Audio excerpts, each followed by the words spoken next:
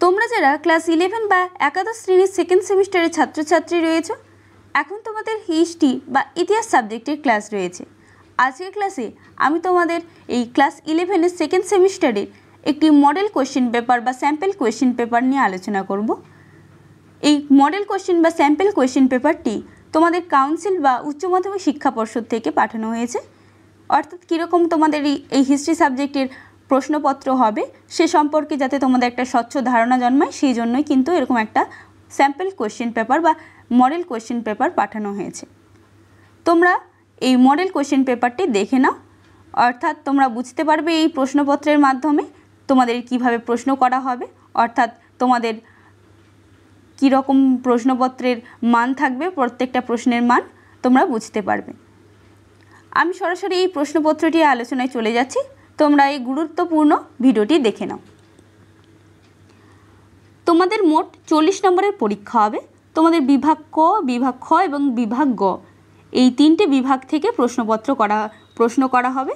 এই প্রশ্নপত্রে তোমাদের দেখতে পাচ্ছ যে প্রশ্নের মান কিন্তু 3 দেওয়া আছে, অর্থাৎ প্রতিটা প্রশ্নের মান 3। এখানে 4টি প্রশ্ন আছে। এই দেখো 1 নম্বরে লেখা আছে নিম্নলিখিত প্রশ্নের উত্তর দাও, অর্থাৎ তোমাদের 1-এর দাগের প্রশ্নে দেওয়া থাকবে এরকম 4টি প্রশ্ন দেওয়া থাকবে, যার প্রশ্নের মান থাকবে 3। অর্থাৎ তোমাদের একটা সংক্ষিপ্ত প্রশ্নের উত্তর লিখতে হবে। অর্থাৎ এই প্রশ্নগুলো তোমরা দেখতে পাচ্ছ। এই দেখো তোমাদের প্রশ্নের মান দেওয়া আছে। তোমাদের এই কিন্তু এখানে 4টে প্রশ্ন দেওয়া আছে, 4টে প্রশ্নই লিখতে হবে। প্রথম প্রশ্ন কি আছে তোমরা দেখে নাও, অর্থশাস্ত্রের মূল বিষয়বস্তু কী ছিল। দ্বিতীয় প্রশ্ন, ইক্তা ব্যবস্থা বলতে কী বোঝো। 3 নম্বর প্রশ্ন, ভক্তিবাদের মূল আদর্শগুলি কী ছিল। এরপর 4 নম্বর প্রশ্ন আছে প্রযুক্তি বিপ্লব সম্পর্কে লেখো। এবার বিভাগ হয়ে প্রতিটি প্রশ্নের মান কিন্তু 4 থাকবে। এখানে প্রতিটি প্রশ্নের মান তোমাদের একবারে প্রশ্নের মান, অর্থাৎ একটা প্রশ্ন 4 নম্বরের লিখতে হতে পারে, অথবা তোমাদের আবার এরকম হতে পারে যে 1 গুণ 3, অর্থাৎ 3 প্লাস 1, অর্থাৎ এভাবে পাটে পাটেও কিন্তু প্রশ্ন করা হতে পারে। অর্থাৎ 1 নম্বরে একটা প্রশ্ন দিল, হয়তো কোনো একটা প্রশ্নের সংজ্ঞা চাইলো, পাশে আরেকটা হয়তো তার বৈশিষ্ট্য চাইলো একটা প্রশ্নের, অর্থাৎ সেই বৈশিষ্ট্যের জন্য ধরো 3 আর একটা সংজ্ঞার জন্য ধরো 1।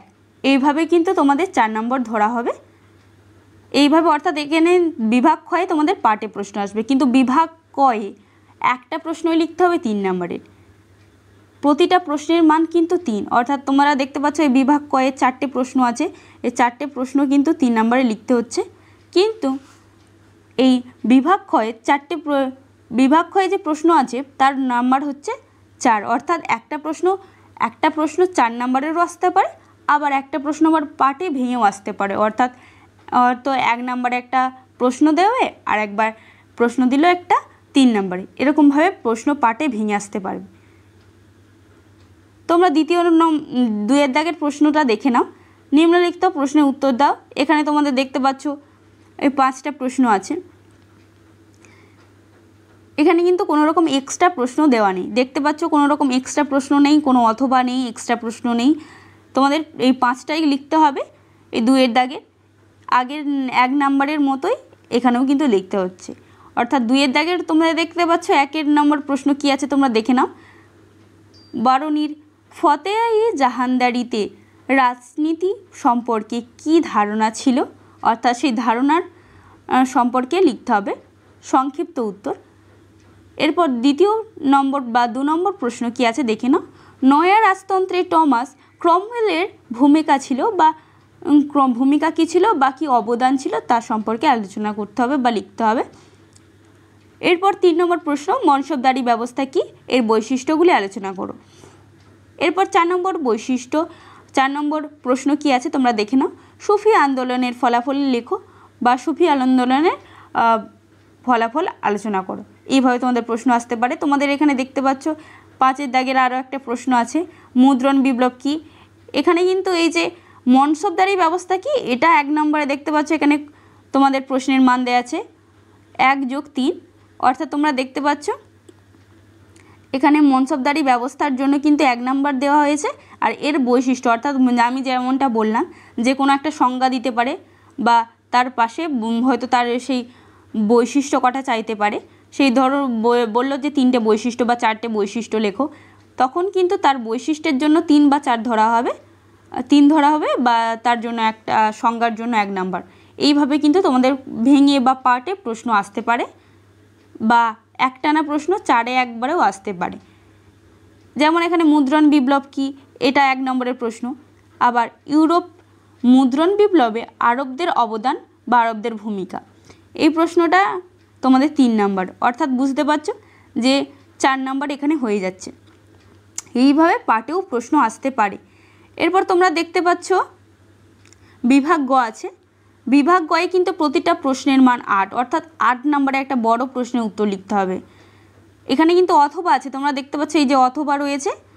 এই দেখো 1-এর দাগের প্রশ্ন কি আছে, প্রশাসনিক কাজ পরিচালনার জন্য স্যাট্রপ ও মেন্টরিনদের ভূমিকা কী ছিল। এই প্রশ্নটাও কিন্তু কোনোভাবে পার্টে আসছে না, তোমাদের 8 নম্বরেও আসতে, পুরো প্রশ্নের মানটাই হচ্ছে 8। আর একটা এর অথবাই প্রশ্ন আছে, ভৌগোলিক আবিষ্কারের পটভূমি লেখো, এর গুরুত্ব আলোচনা করো। অর্থাৎ এখানে তুমি বুঝতে পারছো এই প্রশ্নটা কিন্তু 8 নাম্বার দেওয়া রয়েছে। অর্থাৎ তোমাদের এইভাবে 8-এর একটা বড় প্রশ্নের উত্তর লিখতে হবে বিভাগ গ থেকে। তোমাদের বিভাগ গ থেকে 8 নাম্বারে একটা লিখতে হচ্ছে, আর বিভাগ খ থেকে একটা লিখতে হচ্ছে, বিভাগ খ থেকে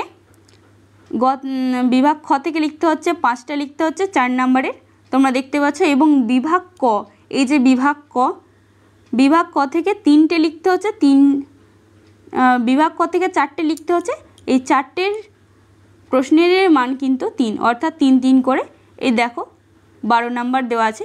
অর্থাৎ মোট কিন্তু 40 মার্কসের যে পরীক্ষা, সেই অর্থাৎ এই প্রশ্নপত্র, অর্থাৎ 40 নম্বরের প্রশ্নপত্র একটা তোমাদের স্যাম্পল কোয়েশ্চেন পেপার বা model question paper, higher secondary model question paper লেখা আছে, তোমরা দেখতে পাচ্ছ। অর্থাৎ উচ্চ মাধ্যমিক শিক্ষা পর্ষদ থেকে একটা দেওয়া হয়েছে তোমাদের স্বচ্ছ ধারণা জন্মানোর জন্য এই প্রশ্নপত্র সম্পর্কে।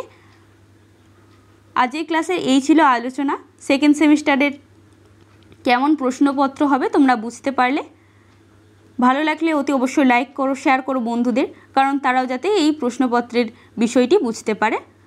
আর চ্যানেলে নতুন হয়ে থাকলে অতি অবশ্যই চ্যানেলটি সাবস্ক্রাইব করে চ্যানেলের সদস্য হয়ে ওঠো। আজকের ক্লাসটা এই পর্যন্তই।